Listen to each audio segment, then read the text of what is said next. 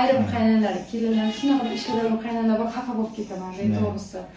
Nafaqat meni, balki juda ham ko'p mijozlarning ishonchini oqlagan Beklinin bugun mening xonadonimda. Ayrim qaynonalar, kelinlar shunaqa ishlardan qaynonalar bor, xafa bo'lib ketaman, to'g'risi. Kasal bo'lib, qish demasdan gilamli, ko'rpacha boshqa mana tayyor desaga iltimos qilaman. Farzandlarni qanday hurmat qilsanglar, kelinni ham shunaqa hurmat qilinglar. Albatta. Gilam o'tirma xotinga, xotin tegdi oltinga deydi. To'xta, shuni qo'ying, kesmang. Ayrim qaynonalarga, kelinni xor deyishlardan qaynonalarga tegsin shu.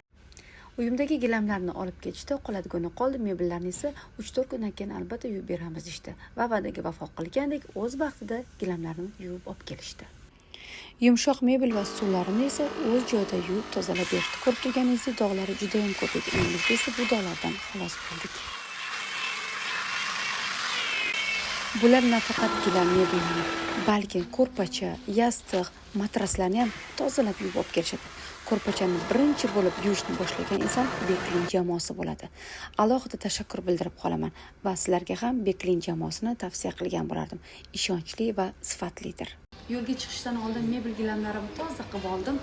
Buning uchun alohida Beklin jamoasiga katta rahmat deb qolaman va sizga ham tavsiya qilaman. Tanlovda adashmang. Bilasiz, yaxshi narsani yaxshilarga ulashgan kerak.